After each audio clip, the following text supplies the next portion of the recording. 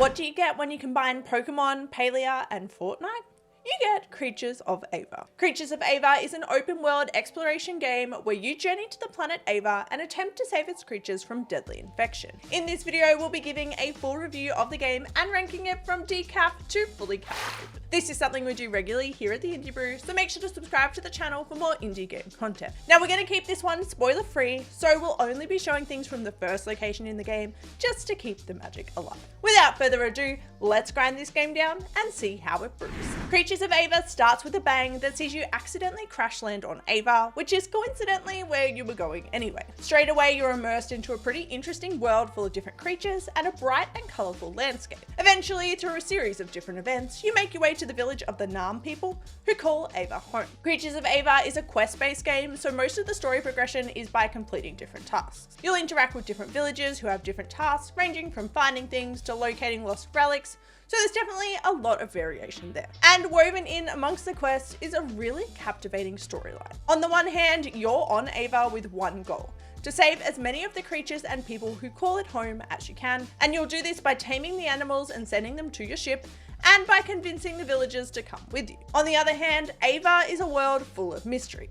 There were previously humans here who left, so there's human bases to find and repurpose, and there's also the mysterious Antari ruins littered throughout the world, who were the people there before the Nam. You'll explore the world to unravel its mysteries and uncover what the deadly infection called the Withering really is, and hopefully how to save Ava. If I could say anything about the story of this game, it would be that it is written amazingly. The game does a great job of incorporating the gameplay into the story, while having the story drive the gameplay, and it really brings a lot of balance to the game. The lore of the world is so intricate and detailed, and honestly just beautiful. And it's easy to fall in love with the world of Ava. So for story, I'm rating Creatures of Ava as fully caffeinated. Now the gameplay is where we really start to see some of the game's inspirations come through. At its core, the game is mostly an exploration game where you navigate throughout the world of Ava. There's 4 different areas to explore that are all pretty massive, and all come with their own creatures, villages, plants, and hazards. You'll have a camera you can use to take photos to document different things in your Avapedia,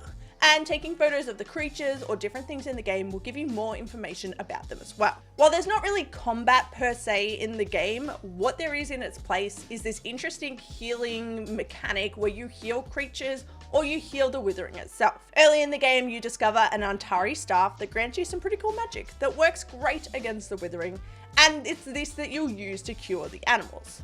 You'll need to get really good at dodging because the withered animals aren't here to play and will attack you if you get into their radius. You can lock onto them with your staff though and cure them, turning them back into the beautiful creatures they used to be. You'll be granted a flute by the villagers, which allows you to tame the different animals on Ava, but to do so you'll need to play each creature's song, which they'll demonstrate for you, so you just need to repeat the song back to them. Once tamed, you can pet the cuties and lead them to your robots who will transport them out of Ava. You can also enter Ava Vision, which allows you to take control of tamed creatures. Each creature has different skills and abilities, so there will be times you'll need to use Ava Vision to break down a bridge or charge through some branches to allow you to move on. You do have a health bar and there is fall damage in the game, so you do need to be slightly cautious. However, dying just respawns you back to the last autosave and you don't drop inventory when you die. Navigating such a large world can get time consuming, but there are teleporters left by the previous humans you can reactivate to make life a little bit easier, and these really come in handy. There's also a crafting element, which allows you to make healing potions and stamina potions and eventually other types of potions that will help you in their other locations. As you continue to explore Ava, you'll find sage stones in Antari ruins, which will power up your stuff even more, and there's different relics and points of interest to discover too. There's definitely a heavy exploration element with lots of running, jumping, and climbing as you try to make your way to certain points, but this isn't a game that feels overly challenging. It's definitely a game with a whole ton to do, and you can easily spend your time just running around, finding cool things, doing random side quests, or just petting the different animals. This is a game that feels great to play, so for gameplay, I'm rating Creatures of Ava as fully caffeinated. Creatures of Ava definitely stands out in terms of design. The world is beautiful, with a really vibrant color palette, and the design of the different creatures and villages is just done so well. There's a whole stack of attention to detail there, even just in the village design, and they've really fleshed out the entire world with so many little elements. The music and sound effects bring the world to life, adding a whole lot of feels to the game, and I particularly love the sections that are voice acted. The radio scenes cracked me up every time.